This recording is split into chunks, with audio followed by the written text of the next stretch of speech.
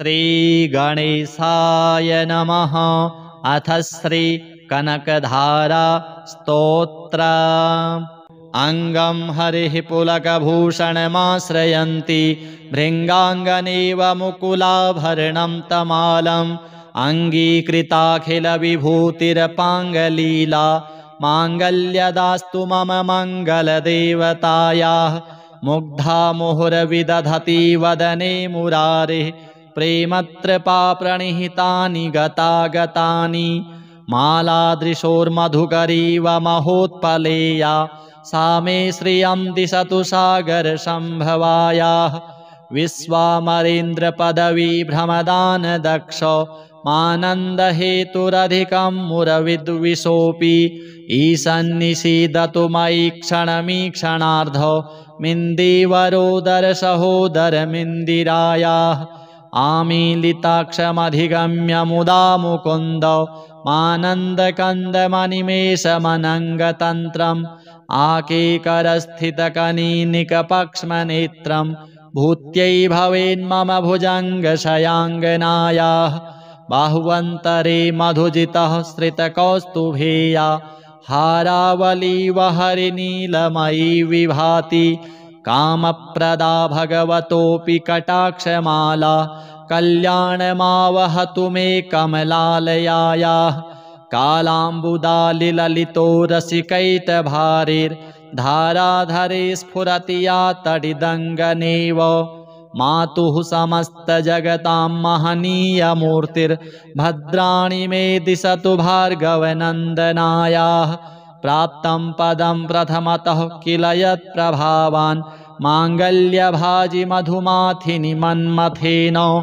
मय्यापतेत्तदिह मन्थरमीक्षणार्धं मन्दालसं च मकरालयकन्यकायाः।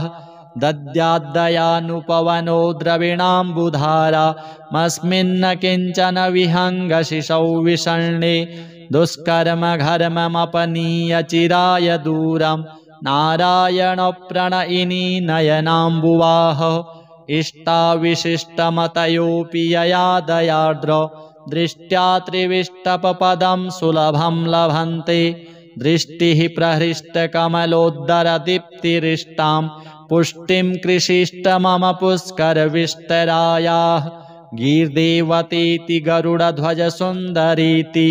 शाकम्भरीति शशिशेखरवल्लभेति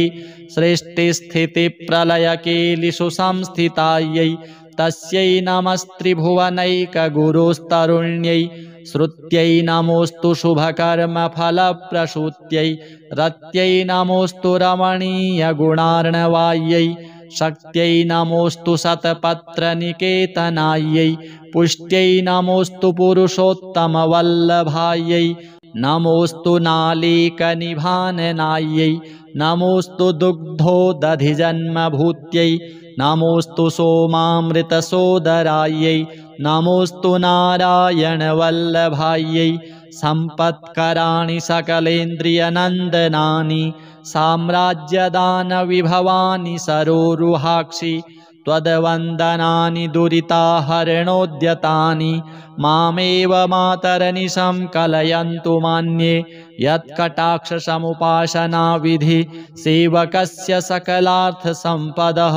सन्तनोति वचनाङ्गमानसैस्त्वां मुरारिहृदयेश्वरीं भजे। सरसिजनिलये सरोजहस्ते धवलतमांशुकगन्धमाल्यशोभे भगवति हरिवल्लभे मनोज्ञे त्रिभुवनभूतिकरे प्रसीद मह्यं। दिग्धस्तिभिः कनककुम्भमुखावसृष्ट स्वरवाहिनी विमलचारुजलप्लुताङ्गीं प्रातर्नमामि जगतां जननीं शेष लोकाधिनाथ गृहिणीममृताब्धिपुत्रीं। कमले कमलाक्षवल्लभे त्वं करुणापूरतरङ्गितैरपाङ्गैः अवलोकय माम किञ्चनानां प्रथमं पात्रं कृतिमिं दयायाः। स्तुवन्ति ये स्तुतिभिरमोभिरन्वहं त्रयीमयीं त्रिभुवनमातरं रमां। गुणाधिका गुरुतरभाग्यभागिनो भवन्ति ते भुवि बुधभाविताशयाः। श्रीमहालक्ष्म्यार्पणमस्तु। अङ्गं हरिः पुलकभूषणमाश्रयन्ति भृङ्गाङ्गनेव मुकुलाभरणं तमालम् अङ्गीकृताखिलविभूतिरपाङ्गलीला माङ्गल्यदास्तु मम मङ्गलदेवतायाः मुग्धा मुहुर्विदधति वदने मुरारिः प्रेमत्रपाप्रणिहितानि गतागतानि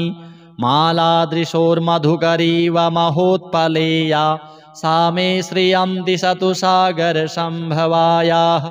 विश्वामरेन्द्रपदवी भ्रमदानदक्ष मानन्दहेतुरधिकं मुरविद्विषोऽपि ईशन्निषीदतु मयि क्षणमीक्षणार्ध मिन्दीवरोदरसहोदरमिन्दिरायाः आमीलिताक्षमधिगम्य मुदा मुकुन्द मानन्दकन्दमनिमेषमनङ्गतन्त्रम् आकेकरस्थितकनीनिकपक्ष्मनेत्रं भूत्यै भवेन्मम भुजङ्गशयाङ्गनायाः बाहुवन्तरे मधुजितः श्रितकौस्तुभेया हारावलीव हरिनीलमयी विभाति कामप्रदा भगवतोऽपि कटाक्षमाला कल्याणमावहतु मे कमलालयायाः कालाम्बुदालिललितो रसिकैटभारिर्धाराधरे स्फुरति या तडिदङ्गनेव मातुः समस्तजगतां महनीयमूर्तिर्भद्राणि मे दिशतु भार्गवनन्दनायाः प्राप्तं पदं प्रथमतः किल यत्प्रभावान् माङ्गल्यभाजि मधुमाथिनि मन्मथेन मय्यापतित्तदिह मन्थरमीक्षणार्धं मन्दालसं च मकरालयकन्यकायाः दद्याद्दयानुपवनो द्रविणाम्बुधारा मस्मिन्न किञ्चन विहङ्गशिशौ विषण्णे दुष्कर्मघर्ममपनीय चिराय दूरं नारायणप्रणयिनी नयनाम्बुवाः इष्टाविशिष्टमतयोऽपि यया दयार्द्र दृष्ट्या त्रिविष्टपपदं सुलभं लभन्ते दृष्टिः प्रहृष्टकमलोद्धरदीप्तिरिष्टां पुष्टिं कृषिष्ट मम पुष्करविष्टरायाः गीर्देवतीति गरुडध्वजसुन्दरीति शाकम्भरीति शशिशेखरवल्लभेति सृष्टिस्थितिप्रलयकेलिषु संस्थितायै तस्यै नमस्त्रिभुवनैकगुरुस्तरुण्यै श्रुत्यै नमोऽस्तु शुभकर्मफलप्रसूत्यै रत्यै नमोऽस्तु रमणीयगुणार्णवायै शक्त्यै नमोऽस्तु शतपत्रनिकेतनायै पुष्ट्यै नमोऽस्तु पुरुषोत्तमवल्लभायै नमोऽस्तु नालीकनिभाननायै नमोऽस्तु दुग्धोदधिजन्मभूत्यै नमोऽस्तु सोमामृतसोदरायै नमोऽस्तु नारायणवल्लभायै सम्पत्कराणि सकलेन्द्रियनन्दनानि साम्राज्यदानविभवानि सरोरुहाक्षि त्वद्वन्दनानि दुरिताहरणोद्यतानि मामेव मातरनिशं कलयन्तु मान्ये यत्कटाक्षसमुपासनाविधि सेवकस्य सकलार्थसम्पदः सन्तनोति वचनाङ्गमानसैस्त्वां मुरारिहृदयेश्वरीं भजे सरसिजनिलये सरोजहस्ते धवलतमांशुकगन्धमाल्यशोभे भगवति हरिवल्लभे मनोज्ञे त्रिभुवनभूतिकरे प्रसीद मह्यं दिग्धस्तिभिः कनककुम्भमुखावसृष्ट स्वरवाहिनी विमलचारुजलप्लुताङ्गीं प्रातर्नमामि जगतां जननीमशेष लोकाधिनाथगृहिणीममृताब्धिपुत्रीं कमले कमलाक्षवल्लभे त्वं करुणापूरतरङ्गितैरपाङ्गैः अवलोकय माम किञ्चनानां प्रथमं पात्रं कृतिमिं दयायाः स्तुवन्ति ये स्तुतिभिरमोभिरन्वहं त्रयीमयीं त्रिभुवनमातरं रमां गुणाधिका गुरुतरभाग्यभागिनो भवन्ति ते भुवि बुधभाविताशयाः श्रीमहालक्ष्म्यार्पणमस्तु। अङ्गं हरिः पुलकभूषणमाश्रयन्ति भृङ्गाङ्गनेव मुकुलाभरणं तमालम् अङ्गीकृताखिलविभूतिरपाङ्गलीला माङ्गल्यदास्तु मम मङ्गलदेवतायाः मुग्धा मुहुर्विदधति वदने मुरारिः प्रेमत्रपाप्रणिहितानि गतागतानि मालादृशोर्मधुकरीव महोत्पलेया सा मे श्रियं दिशतु सागरसम्भवायाः विश्वामरेन्द्रपदवीभ्रमदानदक्ष मानन्दहेतुरधिकं मुरविद्विषोऽपि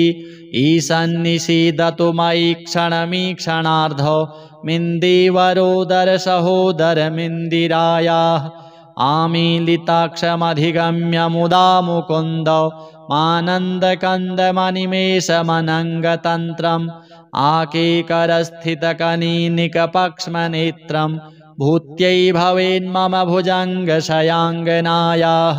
बाहुवन्तरे मधुजितः श्रितकौस्तुभेया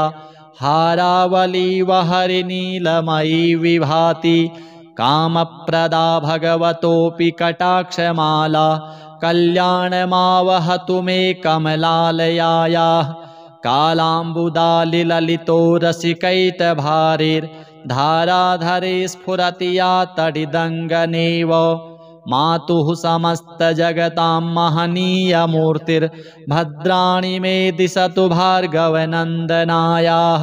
प्राप्तं पदं प्रथमतः किल यत्प्रभावान् माङ्गल्यभाजि मधुमाथिनि मन्मथेन मय्यापतेत्तदिह मन्थरमीक्षणार्धं मन्दालसं च मकरालयकन्यकायाः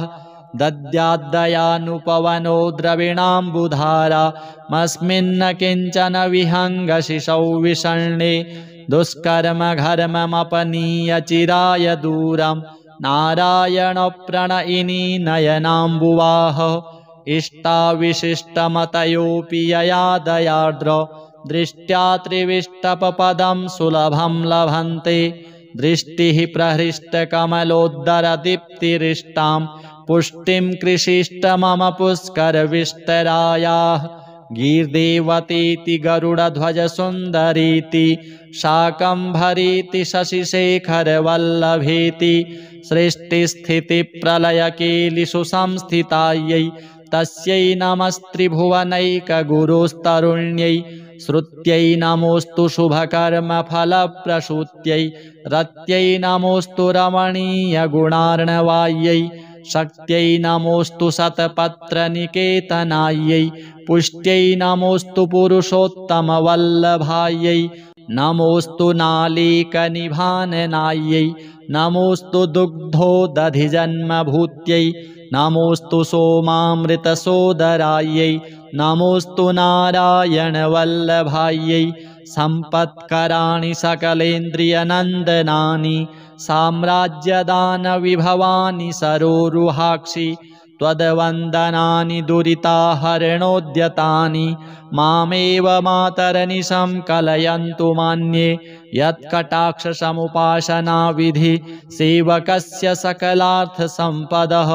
शन्तनोति वचनाङ्गमानसैस्त्वां मुरारिहृदयेश्वरीं भजे शरसिजनिलये सरोजहस्ते धवलतमांशुकगन्धमाल्यशोभे भगवति हरिवल्लभे मनोज्ञे त्रिभुवनभूतिकरे प्रसीद मह्यं दिग्धस्तिभिः कनककुम्भमुखावसृष्ट स्वरवाहिनी विमलचारुजलप्लुताङ्गीं प्रातर्नमामि जगतां जननीं शेष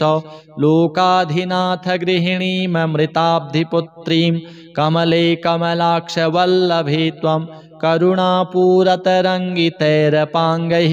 अवलोकय माम किञ्चनानां प्रथमं पात्रं कृतिमिं दयायाः स्तुवन्ति ये स्तुतिभिरमोभिरन्वहं त्रयीमयीं त्रिभुवनमातरं रमां गुणाधिका गुरुतरभाग्यभागिनो भवन्ति ते भुवि बुधभाविताशयाः श्रीमहालक्ष्म्यार्पणमस्तु। अङ्गं हरिः पुलकभूषणमाश्रयन्ति भृङ्गाङ्गनेव मुकुलाभरणं तमालम् अङ्गीकृताखिलविभूतिरपाङ्गलीला माङ्गल्यदास्तु मम मङ्गलदेवतायाः मुग्धा मुहुर्विदधति वदने मुरारिः प्रेमत्रपाप्रणिहितानि गतागतानि मालादृशोर्मधुकरीव महोत्पलेया सा मे श्रियं दिशतु सागरसम्भवायाः विश्वामरेन्द्रपदवी भ्रमदानदक्ष मानन्दहेतुरधिकं मुरविद्विषोऽपि ईशन्निषीदतु मयि क्षणमीक्षणार्ध मिन्दीवरोदरसहोदरमिन्दिरायाः आमीलिताक्षमधिगम्य मुदा मुकुन्द मानन्दकन्दमनिमेषमनङ्गतन्त्रम् आकेकरस्थितकनीनिकपक्ष्मनेत्रं भूत्यै भवेन्मम भुजङ्गशयाङ्गनायाः बाह्वन्तरे मधुजितः श्रितकौस्तुभेया हारावलीव हरिनीलमयी विभाति कामप्रदा भगवतोऽपि कटाक्षमाला कल्याणमावहतु मे कमलालयायाः कालाम्बुदालिललितो रसिकैटभारेर्धाराधरे स्फुरति या तडिदङ्गनेव मातुः समस्तजगतां महनीयमूर्तिर्भद्राणि मे दिशतु भार्गवनन्दनायाः प्राप्तं पदं प्रथमतः किल यत्प्रभावान् माङ्गल्यभाजि मधुमाथिनि मन्मथेन मय्यापतेत्तदिह मन्थरमीक्षणार्धं मन्दालसं च मकरालयकन्यकायाः दद्याद्दयानुपवनो द्रविणाम्बुधारा मस्मिन्न किञ्चन विहङ्गशिशौ विषण्णे दुष्कर्मघर्ममपनीय चिराय दूरं नारायणप्रणयिनी नयनाम्बुवाः इष्टाविशिष्टमतयोऽपि यया दयार्द्र दृष्ट्या त्रिविष्टपपदं सुलभं लभन्ते दृष्टिः प्रहृष्टकमलोद्धरदीप्तिरिष्टां पुष्टिं कृषिष्ट मम पुष्करविष्टरायाः गीर्देवतीति गरुडध्वजसुन्दरीति शाकम्भरीति शशिशेखरवल्लभेति सृष्टिस्थितिप्रलयकेलिषु संस्थितायै तस्यै नमस्त्रिभुवनैकगुरुस्तरुण्यै श्रुत्यै नमोऽस्तु शुभकर्मफलप्रसूत्यै रत्यै नमोऽस्तु रमणीयगुणार्णवायै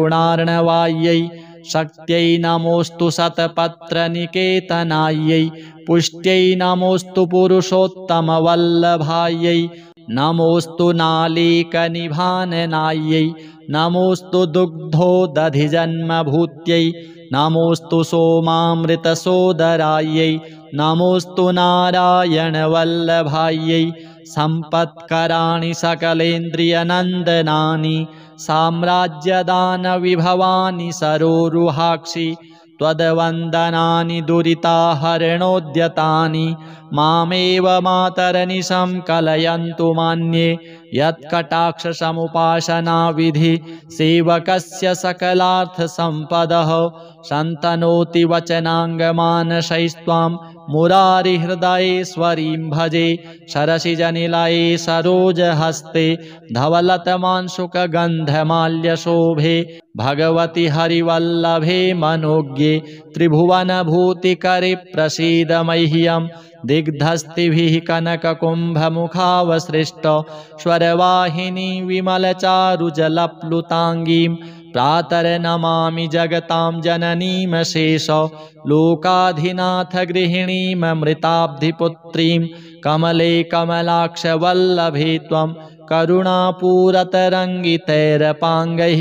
अवलोकय मां किञ्चनानां प्रथमं पात्रं कृतिमिं दयायाः स्तुवन्ति ये स्तुतिभिरमोभिरन्वहं त्रयीमयीं त्रिभुवनमातरं रमां गुणाधिका गुरुतरभाग्यभागिनो भवन्ति ते भुवि बुधभाविताशयाः श्रीमहालक्ष्म्यार्पणमस्तु।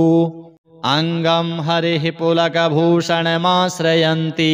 भृङ्गाङ्गनेव मुकुलाभरणं तमालम् अङ्गीकृताखिलविभूतिरपाङ्गलीला माङ्गल्यदास्तु मम मङ्गलदेवतायाः मुग्धा मुहुर्विदधति वदने मुरारिः प्रेमत्रपाप्रणिहितानि गतागतानि मालादृशोर्मधुकरीव महोत्पलेया सा मे श्रियं दिशतु सागरसम्भवायाः विश्वामरेन्द्रपदवी भ्रमदानदक्ष मानन्दहेतुरधिकं मुरविद्विषोऽपि ईशन्निषीदतु मयि क्षणमीक्षणार्ध मिन्दीवरोदरसहोदरमिन्दिरायाः आमीलिताक्षमधिगम्य मुदा मुकुन्द मानन्दकन्दमनिमेषमनङ्गतन्त्रम् आकेकरस्थितकनीनिकपक्ष्मनेत्रं भूत्यै भवेन्मम भुजङ्गशयाङ्गनायाः बाहुवन्तरे मधुजितः श्रितकौस्तुभेया हारावलीव हरिनीलमयी विभाति कामप्रदा भगवतोऽपि कटाक्षमाला कल्याणमावहतु मे कमलालयायाः कालाम्बुदालिललितो रसिकैटभारिर्धाराधरे स्फुरति या तडिदङ्गनेव मातुः समस्तजगतां महनीयमूर्तिर्भद्राणि मे दिशतु भार्गवनन्दनायाः प्राप्तं पदं प्रथमतः किल यत्प्रभावान् माङ्गल्यभाजि मधुमाथिनि मन्मथेन मय्यापतित्तदिह मन्थरमीक्षणार्धं मन्दालसं च मकरालयकन्यकायाः दद्याद्दयानुपवनो द्रविणाम्बुधारामस्मिन्न किञ्चन विहङ्गशिशौ विषण्णे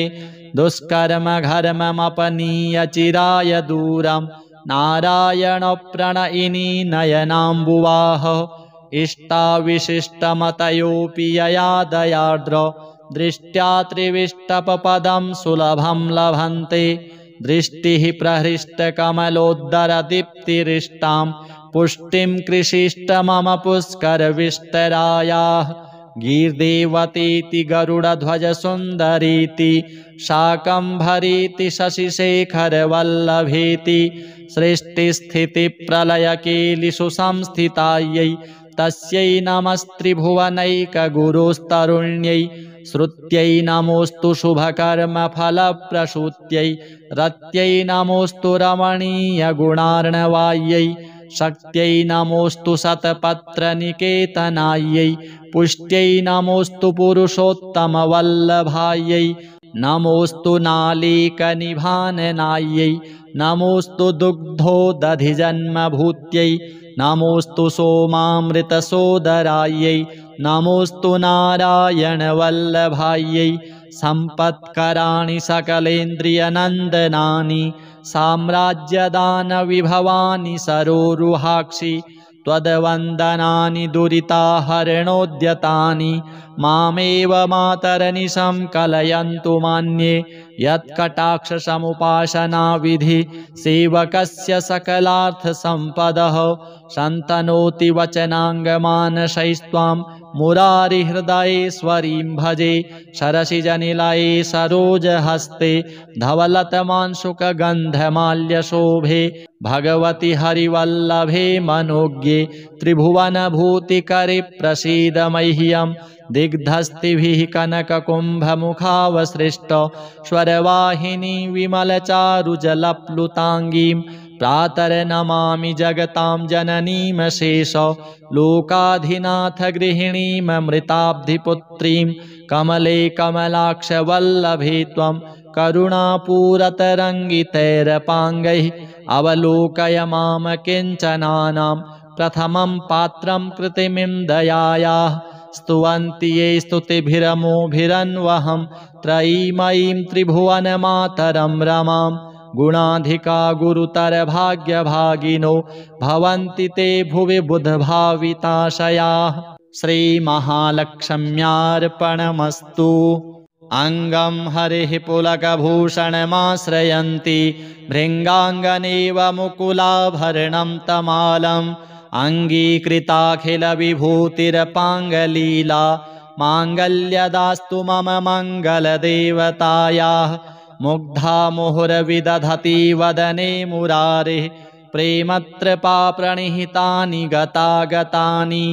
मालादृशोर्मधुकरीव महोत्पलेया सा मे श्रियं दिशतु सागरसम्भवायाः विश्वामरेन्द्रपदवीभ्रमदानदक्ष मानन्दहेतुरधिकं मुरविद्विषोऽपि ईशन्निषीदतु मयि क्षणमीक्षणार्ध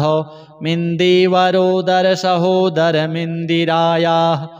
आमीलिताक्षमधिगम्य मुदा मुकुन्द मानन्दकन्दमनिमेषमनङ्गतन्त्रम् आकेकरस्थितकनीनिकपक्ष्मनेत्रं भूत्यै भवेन्मम भुजङ्गशयाङ्गनायाः बाहुवन्तरे मधुजितः श्रितकौस्तुभेया हारावलीव हरिनीलमयी विभाति कामप्रदा भगवतोऽपि कटाक्षमाला कल्याणमावहतु मे कमलालयायाः कालाम्बुदालिललितो रसिकैटभारेर्धाराधरे स्फुरति या तडिदङ्गनेव मातुः समस्तजगतां महनीयमूर्तिर्भद्राणि मे दिशतु भार्गवनन्दनायाः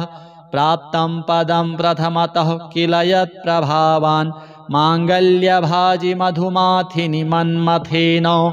मय्यापतेत्तदिह मन्थरमीक्षणार्धं मन्दालसं च मकरालयकन्यकायाः दद्याद्दयानुपवनो द्रविणाम्बुधारा मस्मिन्न किञ्चन विहङ्गशिशौ विषण्णे दुष्कर्मघर्ममपनीय चिराय दूरं नारायणप्रणयिनी नयनाम्बुवाः इष्टाविशिष्टमतयोऽपि यया दयार्द्र दृष्ट्या त्रिविष्टपपदं सुलभं लभन्ते दृष्टिः प्रहृष्टकमलोद्धरदीप्तिरिष्टां पुष्टिं कृषिष्ट मम पुष्करविष्टरायाः गीर्देवतीति गरुडध्वजसुन्दरीति शाकम्भरीति शशिशेखरवल्लभेति सृष्टिस्थितिप्रलयकेलिषु संस्थितायै तस्यै नमस्त्रिभुवनैकगुरुस्तरुण्यै श्रुत्यै नमोऽस्तु शुभकर्मफलप्रसूत्यै रत्यै नमोऽस्तु रमणीयगुणार्णवायै शक्त्यै नमोऽस्तु शतपत्रनिकेतनायै पुष्ट्यै नमोऽस्तु पुरुषोत्तमवल्लभायै नमोऽस्तु नालीकनिभाननायै नमोऽस्तु दुग्धोदधिजन्मभूत्यै नमोऽस्तु सोमामृतसोदरायै नमोऽस्तु नारायणवल्लभायै सम्पत्कराणि सकलेन्द्रियनन्दनानि साम्राज्यदानविभवानि सरोरुहाक्षि त्वद्वन्दनानि दुरिताहरणोद्यतानि मामेव मातरनिशं कलयन्तु मान्ये यत्कटाक्षसमुपासनाविधि सेवकस्य सकलार्थसम्पदः सन्तनोति वचनाङ्गमानसैस्त्वां मुरारिहृदयेश्वरीं भजे सरसिजनिलये सरोजहस्ते धवलतमांशुकगन्धमाल्यशोभे भगवति हरिवल्लभे मनोज्ञे त्रिभुवनभूतिकरे प्रसीद मह्यं दिग्धस्तिभिः कनककुम्भमुखावसृष्ट स्वरवाहिनी विमलचारुजलप्लुताङ्गीं प्रातर्नमामि जगतां जननीमशेष लोकाधिनाथ गृहिणीममृताब्धिपुत्रीं कमले कमलाक्षवल्लभे त्वं करुणापूरतरङ्गितैरपाङ्गैः अवलोकय माम किञ्चनानां प्रथमं पात्रं कृतिमिं दयायाः स्तुवन्ति ये स्तुतिभिरमोभिरन्वहं त्रयीमयीं त्रिभुवनमातरं रमां गुणाधिका गुरुतरभाग्यभागिनो भवन्ति ते भुवि बुधभाविताशयाः श्रीमहालक्ष्म्यार्पणमस्तु। अङ्गं हरिः पुलकभूषणमाश्रयन्ति भृङ्गाङ्गनेव मुकुलाभरणं तमालम् अङ्गीकृताखिलविभूतिरपाङ्गलीला माङ्गल्यदास्तु मम मङ्गलदेवतायाः मुग्धा मुहुर्विदधति वदने मुरारिः प्रेमत्रपाप्रणिहितानि गतागतानि मालादृशोर्मधुकरीव महोत्पलेया सा मे श्रियं दिशतु सागरसम्भवायाः विश्वामरेन्द्रपदवीभ्रमदानदक्ष मानन्दहेतुरधिकं मुरविद्विषोऽपि ईशन्निषीदतु मयि क्षणमीक्षणार्धौ मिन्दीवरोदरसहोदरमिन्दिरायाः आमीलिताक्षमधिगम्य मुदा मुकुन्द मानन्दकन्दमनिमेषमनङ्गतन्त्रम् आकेकरस्थितकनीनिकपक्ष्मनेत्रं भूत्यै भवेन्मम भुजङ्गशयाङ्गनायाः बाहुवन्तरे मधुजितः श्रितकौस्तुभेया हारावलीव हरिनीलमयी विभाति कामप्रदा भगवतोऽपि कटाक्षमाला कल्याणमावहतु मे कमलालयायाः कालाम्बुदालिललितो रसिकैटभारेर्धाराधरे स्फुरति या तडिदङ्गनेव मातुः समस्तजगतां महनीयमूर्तिर्भद्राणि मे दिशतु भार्गवनन्दनायाः प्राप्तं पदं प्रथमतः किल यत्प्रभावान् माङ्गल्यभाजि मधुमाथिनि मन्मथेन मय्यापतेत्तदिह मन्थरमीक्षणार्धं मन्दालसं च मकरालयकन्यकायाः दद्याद्दयानुपवनो द्रविणाम्बुधारा मस्मिन्न किञ्चन विहङ्गशिशौ विषण्णे दुष्कर्मघर्ममपनीय चिराय दूरं नारायणप्रणयिनी नयनाम्बुवाः इष्टाविशिष्टमतयोऽपि यया दयार्द्र दृष्ट्या त्रिविष्टपपदं सुलभं लभन्ते दृष्टिः प्रहृष्टकमलोद्धरदीप्तिरिष्टां पुष्टिं कृषिष्ट मम पुष्करविष्टरायाः गीर्देवतीति गरुडध्वजसुन्दरीति शाकम्भरीति शशिशेखरवल्लभेति सृष्टिस्थितिप्रलयकेलिषु संस्थितायै तस्यै नमस्त्रिभुवनैकगुरुस्तरुण्यै श्रुत्यै नमोऽस्तु शुभकर्मफलप्रसूत्यै रत्यै नमोऽस्तु रमणीयगुणार्णवायै शक्त्यै नमोऽस्तु शतपत्रनिकेतनायै पुष्ट्यै नमोऽस्तु पुरुषोत्तमवल्लभायै नमोऽस्तु नालीकनिभाननायै नमोऽस्तु दुग्धोदधिजन्मभूत्यै नमोऽस्तु सोमामृतसोदरायै नमोऽस्तु नारायणवल्लभायै सम्पत्कराणि सकलेन्द्रियनन्दनानि साम्राज्यदानविभवानि सरोरुहाक्षि त्वद्वन्दनानि दुरिताहरणोद्यतानि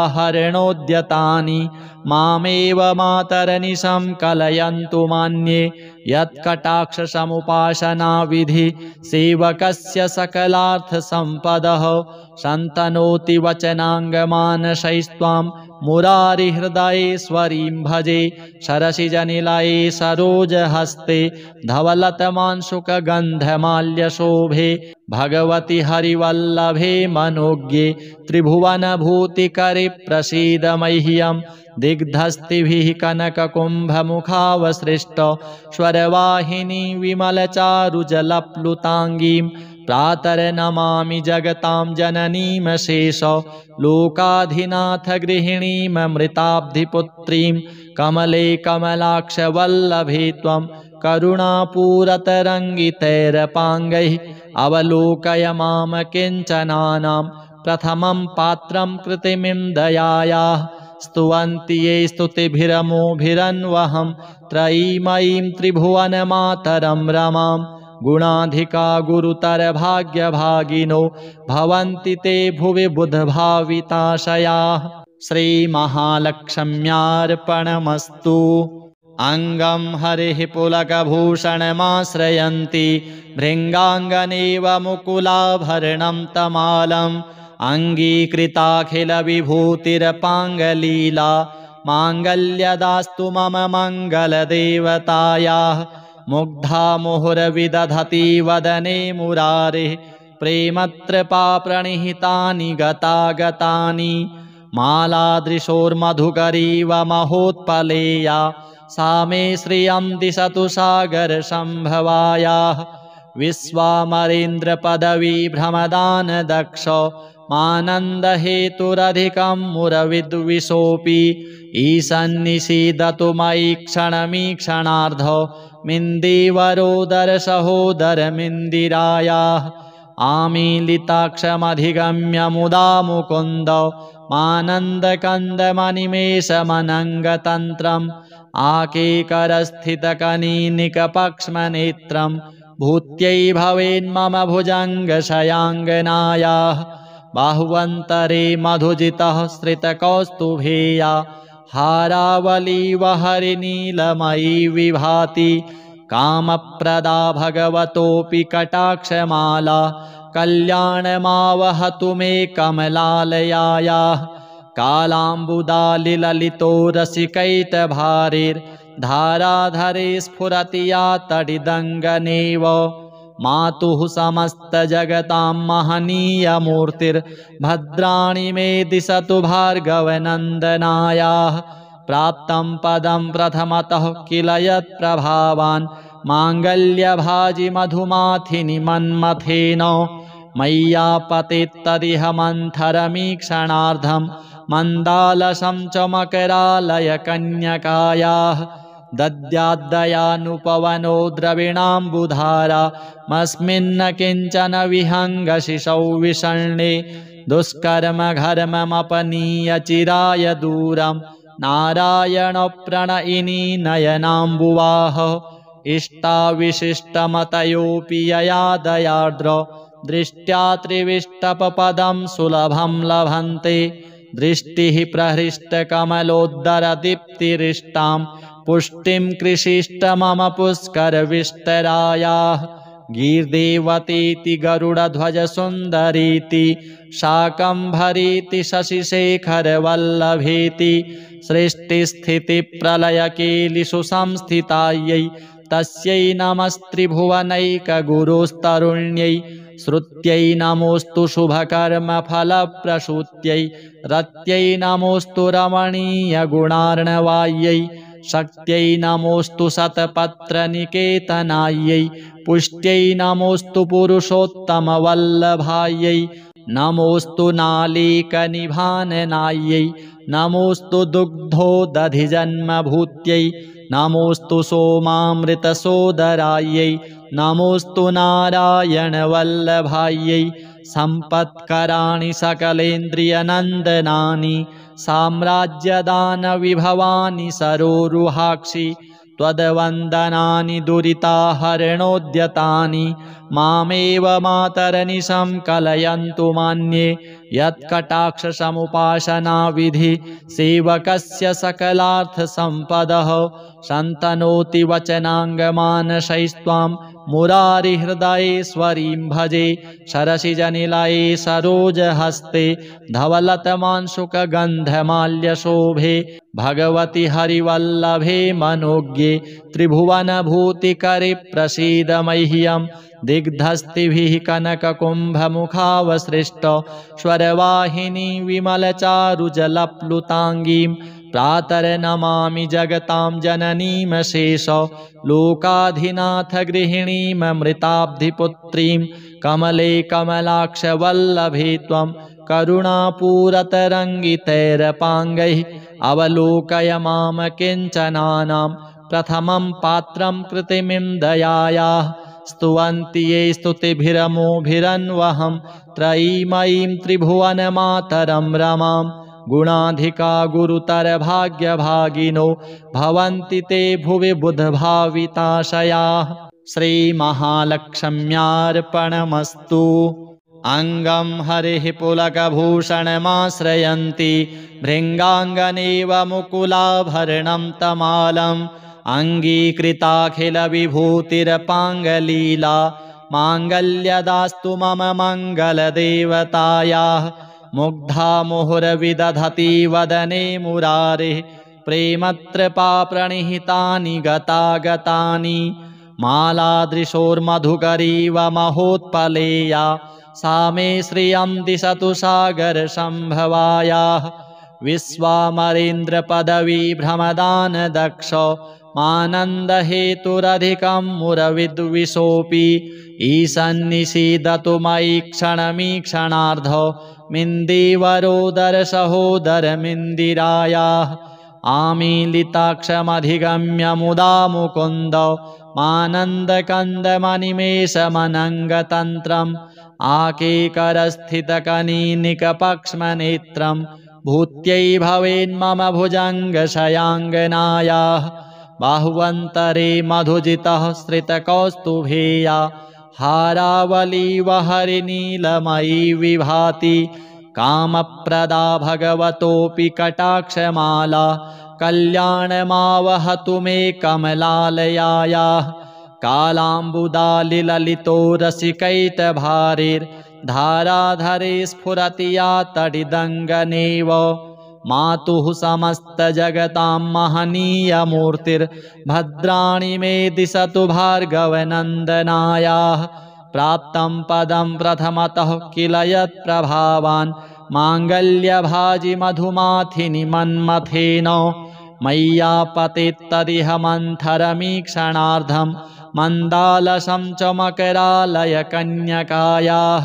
दद्याद्दयानुपवनो द्रविणाम्बुधारा मस्मिन्न किञ्चन विहङ्गशिशौ विषण्णे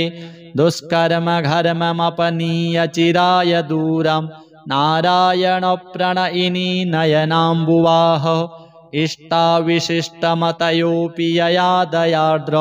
दृष्ट्या त्रिविष्टपपदं सुलभं लभन्ते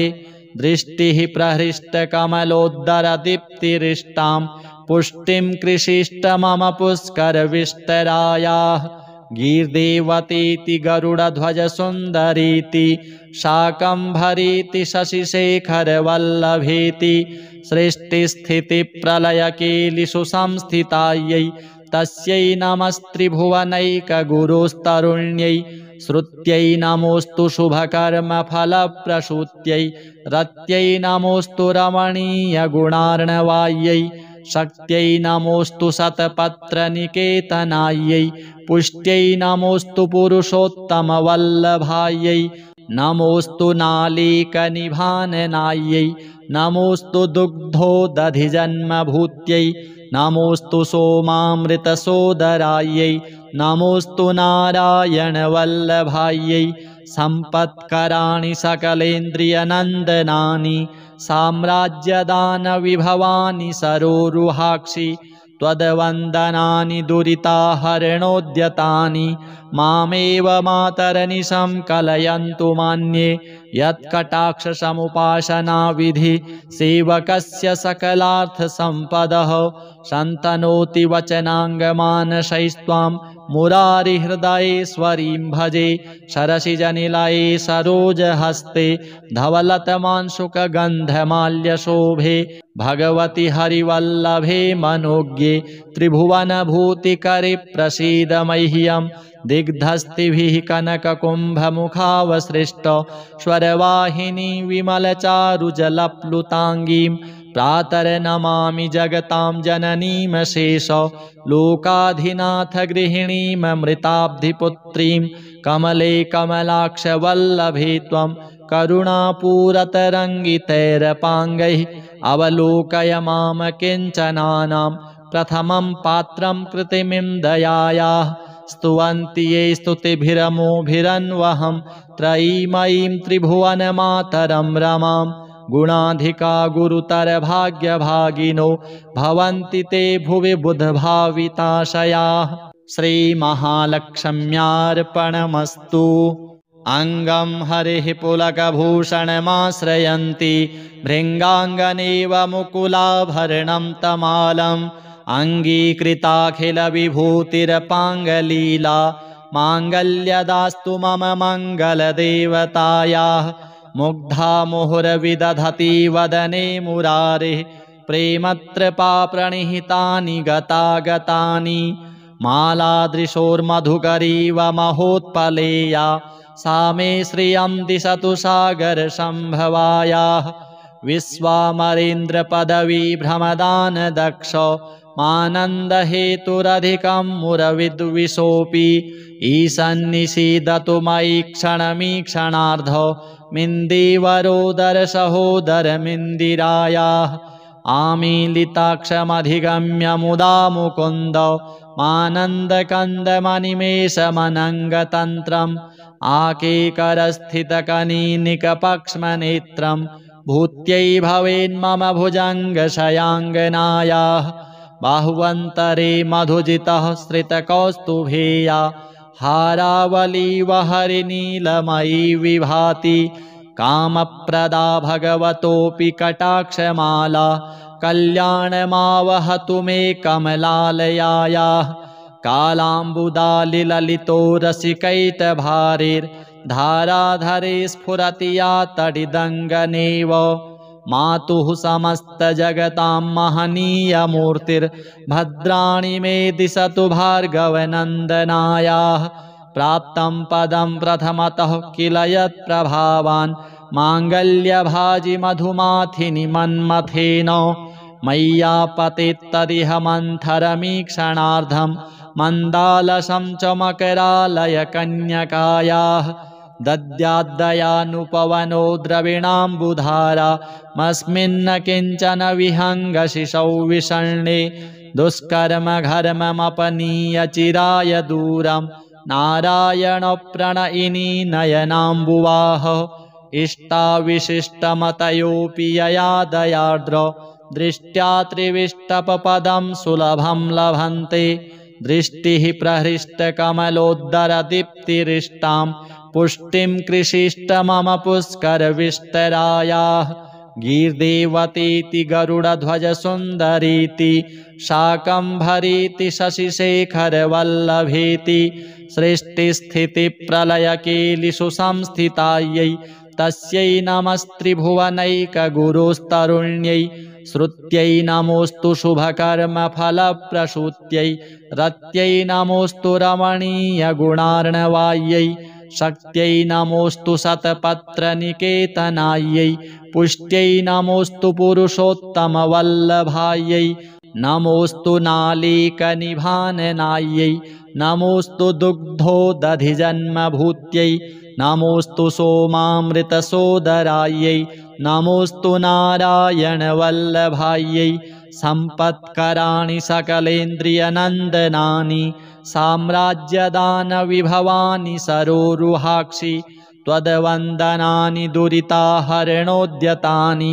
मामेव मातरनिशं कलयन्तु मान्ये यत्कटाक्षसमुपासनाविधि सेवकस्य सकलार्थसम्पदः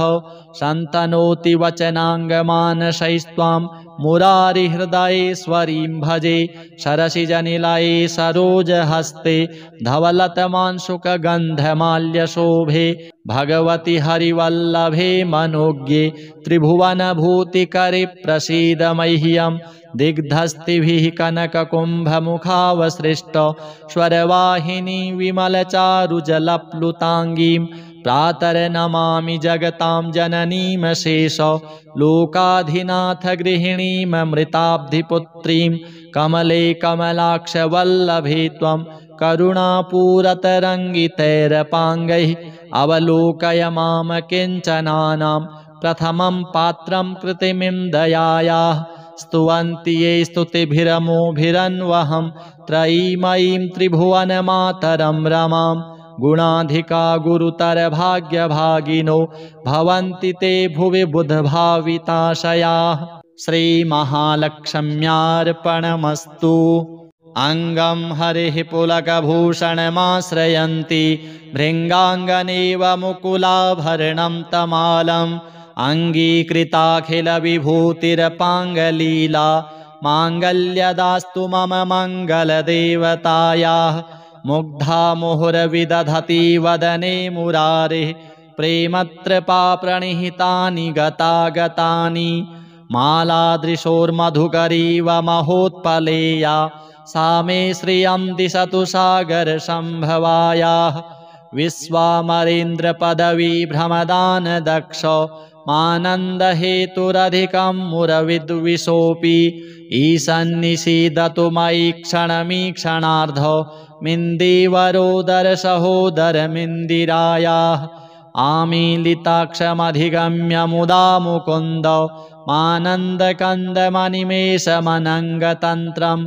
आकेकरस्थितकनीनिकपक्ष्मनेत्रं भूत्यै भवेन्मम भुजङ्गशयाङ्गनायाः बाहुवन्तरे मधुजितः श्रितकौस्तुभेया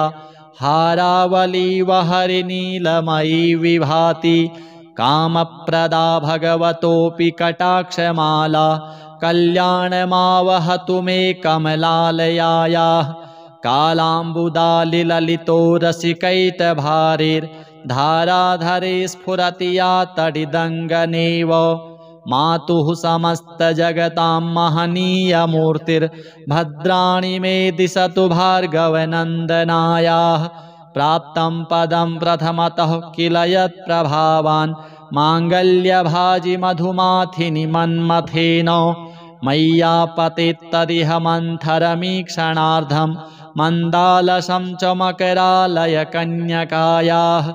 दद्याद्दयानुपवनो द्रविणाम्बुधारा मस्मिन्न किञ्चन विहङ्गशिशौ विषण्णे दुष्कर्मघर्ममपनीय चिराय दूरं नारायणप्रणयिनी नयनाम्बुवाः इष्टाविशिष्टमतयोऽपि यया दयार्द्र दृष्ट्या त्रिविष्टपपदं सुलभं लभन्ते दृष्टिः प्रहृष्टकमलोद्धरदीप्तिरिष्टां पुष्टिं कृषिष्ट मम पुष्करविष्टरायाः गीर्देवतीति गरुडध्वजसुन्दरीति शाकम्भरीति शशिशेखरवल्लभेति सृष्टिस्थितिप्रलयकेलिषु संस्थितायै तस्यै नमस्त्रिभुवनैकगुरुस्तरुण्यै श्रुत्यै नमोऽस्तु शुभकर्मफलप्रसूत्यै रत्यै नमोऽस्तु रमणीयगुणार्णवायै शक्त्यै नमोऽस्तु शतपत्रनिकेतनायै पुष्ट्यै नमोऽस्तु पुरुषोत्तमवल्लभायै नमोऽस्तु नालीकनिभाननायै नमोऽस्तु दुग्धोदधिजन्मभूत्यै नमोऽस्तु सोमामृतसोदरायै नमोऽस्तु नारायणवल्लभायै सम्पत्कराणि सकलेन्द्रियनन्दनानि साम्राज्यदानविभवानि सरोरुहाक्षि त्वद्वन्दनानि दुरिताहरणोद्यतानि